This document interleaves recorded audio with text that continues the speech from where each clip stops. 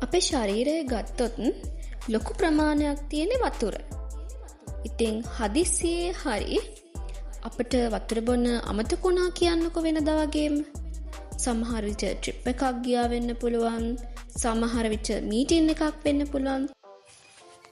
කොහොම හරි මොකක් හරිම හේතුවක් හින්දා ඔයාගේ ශරීරයට අවශ්‍ය වතුර ප්‍රමාණය ඔයාට දෙන්න බැරි වෙන්න පුළුවන්. ඉතින් එතකොට වෙන්නේ ඔයාගේ ශරීරයේ තියෙන ලේවලට අවශ්‍ය ජලය ඔයාගේ ශරීරයෙන් ලැබෙන්නේ නැහැ. එතකොට ඔයාගේ ශරීරයේ පද්ධතිවලට ඔක්සිජන් පරිවහනය කිරීම අඩාල වෙනවා. ඉතින් මේක අපට දැනෙන්නේ කොහොමද?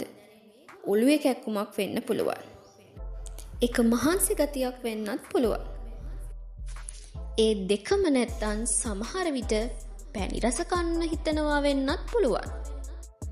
දැන් ඔයාලා බලනවා ඇති වතුර අඩුකමයි පැණි රසයි අතර මොකක්ද තියෙන සම්බන්ධය කියලා. හරි අපි දැන් බලමු ඒ පුදුම හිතෙන කතාවට තියෙන හේතු මොනවද කියලා.